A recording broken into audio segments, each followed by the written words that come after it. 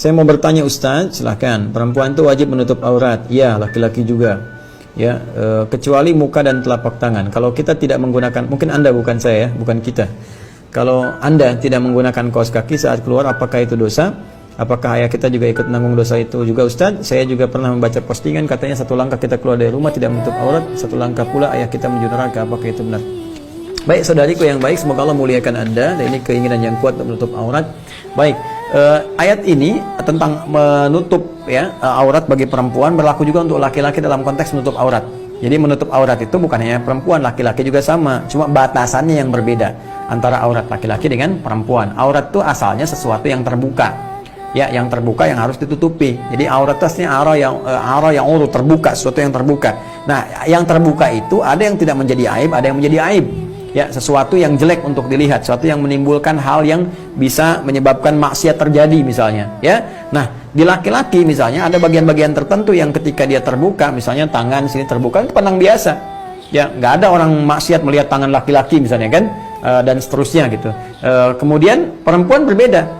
Karena perempuan diciptakan oleh Allah Subhanahu wa taala dengan hukum tertentu, dengan keadaan tertentu, dengan keindahan tertentu yang berbeda dengan laki-laki, sehingga bagian-bagian tertentu yang ketika terlihat di perempuan itu, mohon maaf ya, bisa berpotensi menjadikan setan memanfaatkan itu untuk membisikkan was-was. Ya, apakah kemudian mendorong berbuat sesuatu yang tidak baik gitu kan, atau menimbulkan sesuatu yang kotor dan sebagainya. Karena itu Islam datang dengan syariat melindungi dan menghormati perempuan. Ingat, syariat yang datang itu memberikan penghormatan dan perlindungan kepada perempuan. Karena itu ketika awal mula pertama syariat hijab diberikan, ya kan? Ya, dan ketika Allah menjelaskan, ya ada kejadian kan, bagaimana perempuan-perempuan diganggu ya oleh preman-preman di awal-awal masa di Madinah. Kemudian ketika itu dilaporkan kepada Nabi sallallahu alaihi wasallam, turun ayat, ya ayuhan nabiyyu qul li azwajika wa banatika wa nisa'il mu'minin ya yudnina min jalabibihinna asa an yu'rafna fala yu'dzain.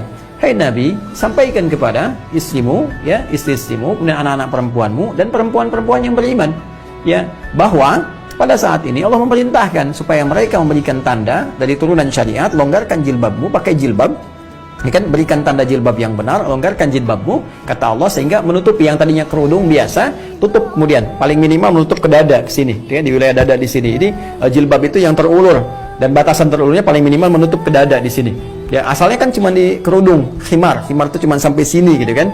Nah, jadi kemudian diminta dilonggarkan sebagai tanda supaya aurat-aurat inti diantara itu semua yang biasa tampak ditutupi. Nah, apa di antara tujuannya? Asa ayyurafna. Pertama diketahui sebagai identitas.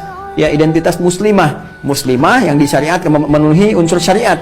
Jadi ini identitas sebagai muslimah, bangga itu. Anda harus bangga. Ya, Anda bangga di hadapan Allah. Jadi Allah itu memberikan identitas khusus bagi perempuan supaya dibanggakan di hadapan Allah. Apa enggak ada muslimah yang pengen dibanggakan Allah? Ya, Anda dibanggakan orang begitu senangnya luar biasa. Kenapa dibanggakan Allah nggak senang? Ya, karena itu ketika Allah ingin memberikan kebanggaan kepada Anda, gunakan jilbab Anda. Setelah itu apa? Fala yu'dzain. Maka konsekuensi hukumnya ketika Anda mengenakan itu, Allah berikan perlindungan. Jadi sebetulnya jilbab itu luar biasa. Begitu Anda kenakan, teman-teman sekalian, ya akhwat, itu melekat hukum pada laki-laki untuk memberikan perlindungan dengan izin Allah Subhanahu wa taala. Gak boleh ada orang ganggu dia. Karena itu ketika ayat itu turun dan diganggu lagi, maka langsung kemudian dilindungi ya oleh para mukminin pada saat itu. Nah, itu diantaranya. Jadi ketika diturunkan ayat-ayat itu menutup, maka diandur disimpulkan, langsung Allah sampaikan, illa ma dhahara minha, tutupi bagian tubuh manusia kecuali yang biasa tampak, illa ma dhahara minha. Nah, yang biasa tampak ini ada yang disepakati oleh para ulama. Diantaranya apa? Wajah, ini biasa tampak. Kemudian telapak tangan, ini biasa tampak. Karena ini biasa tampak, ya saudara-saudariku, ya terutama para akhwat, maka yang disepakati, ya perempuan boleh ya terlihat kemudian wajahnya, tetap dia menggunakan jilbab misalnya, tapi bagian wajah boleh tampak, kecuali pada kondisi tertentu, ya, diantara perempuan dengan dua sifat. Satu yang misalnya khawatir dengan wajahnya yang menjadi fitnah misalnya, ya, karena ada ujian kecantikan ya yang luar biasa. Walaupun orang mengatakan cantik itu relatif tapi jelek itu mutlak misalnya kan, tidak demikian pula, karena ada kecantikan-kecantikan tertentu yang disepakati. Ya, misalnya kalau ngelihat wajah tertentu, maka misalnya ada tersirat sesuatu, atau kadang orang jalan bisa nabrak tiang misalnya kan. Ya, ketampanan juga bisa begitu ketika kasusnya Nabi Yusuf alaihissalam itu kan, ketika melihat jadi bengong, teriris kemudian tangan dan sebagainya. Ada kondisi-kondisi demikian. Maka kalau wajah bisa menghasilkan fitnah sehingga memancing berbuat maksiat atau punya niat jahat, Ya, ada motif tertentu. Tapi kan itu kan kejahatan terjadi karena niatnya, bukan itu juga, Joni. Ya kadang-kadang terjadinya itu karena penampilan kita membuat dia terangsang untuk berbuat jahat, muncullah niat. Niat itu kan nggak mungkin muncul kalau tidak ada objek yang terlihat atau terdengar atau merasakan.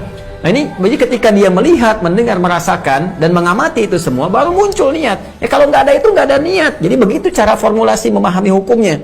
Nah karena itu bagi perempuan-perempuan demikian maka dia menggunakan niqab misalnya, menggunakan cadar. Ya cadar untuk melindungi. Atau ada di antara perempuan yang kedua misalnya, dia ingin menjaga dirinya saja dengan misalnya naikkan untuk menjaga wajahnya gitu kan. Kemudian dia pakai niqab, sah-sah saja, nggak ada masalah di sini. Ya bahkan di mazhab Syafi'i itu menggunakan niqab, ya menggunakan niqab. Jadi boleh tampak yang di wajah ini boleh menggunakan cadar, itu tidak ada persoalan.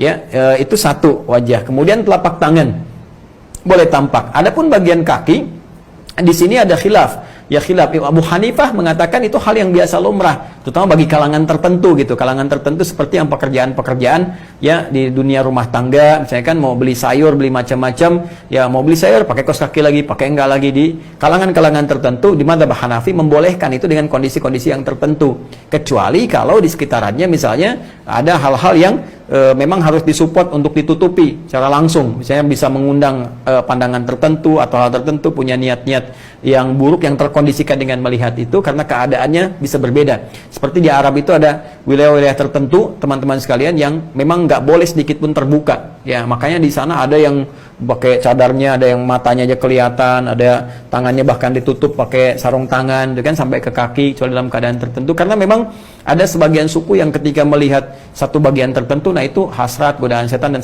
sebagainya itu bisa muncul. Nah jadi dalam konteks ini bagi perempuan yang biasa tampak itu wajah, kemudian telapak tangan. Jikapun ada pekerjaan tertentu yang sekiranya menjadikan kakinya bagian tertentu terbuka, maka tidak terlampau harus banyak terbuka, cari longgaran yang bisa menutupi. Jadi perempuan itu harus isbal. Ya perempuan itu menutupi ke bagian bawahnya. Maka jalan keluarnya kalau Anda dalam kondisi sedang demikian, ya maka Anda bisa gunakan yang lebih longgar sifatnya. Dan kalau baiknya kalau keluar itu menggunakan kaos kaki, ya. Menggunakan apa? Kaos kaki. Jadi kalau ayah Anda udah menasehati dan memberikan yang terbaik, tapi dalam keadaan misalnya tetap sengaja ada perempuan membuka aurat dan sebagainya, maka tidak ada dosa yang mengalir kepada ayah. Kecuali kalau orang tua memfasilitasi, ini yang bahaya. Hati-hati para orang tua ya, melihat tayangan ini, justru orang tua memberikan pakaian-pakaian yang membuka aurat misalnya. Ya alih-alih ditutup, cariin pakaian yang sobek. Orang buat nutupin, cari yang sobek. Ngapain beli pakaian sobek? Wong jahitannya aja nggak sempurna gitu kan. Ya Anda kan cari pakaian itu buat menutupi. Ya kalau disobek ngapain dibeli gitu kan. Jadi mohon izin ya, mohon maaf ya, ini kan cara berpikir saja gitu, bukan model, tapi dalam konteks ini adalah menutupi bagian-bagian yang tidak harus tampak keluar. Jadi untuk perempuan sekali lagi, kalau dia keluar yang bukan mahramnya, maka yang disepakati untuk bisa dia tampak adalah bagian muka, wajah dengan telapak tangan. Adapun bagian kaki itu khilaf di dalamnya. Mazhab Hanafi membolehkan kalau dalam rutinitas yang biasa. Ya, tapi jumhur ulama lebih tetap mengatakan itu bagian dari aurat yang harus tutup menggunakan kaos kaki. Jadi saran saya pakai kaos kaki. Ya, pakai kaos kaki. Kalau tidak sengaja dalam kondisi tertentu, ya tidak ada masalah. Hukum tidak terletak kepada ketidaksengajaan. Ya, jadi kalau ada sesuatu yang terjadi karena kondisi darurat tertentu atau hal yang terjadi yang nggak bisa dihindari, gitu kan, maka itu tidak ada masalah. Ya, terjebak banjir, kemudian kaos kaki kotor, bisa menyebabkan kuman dan sebagainya. Tiba-tiba Anda mesti buka, itu kan kondisi darurat yang tidak sama dengan yang lain-lain sebagainya. Ya Allah Ta'ala a'lam bis-shawab.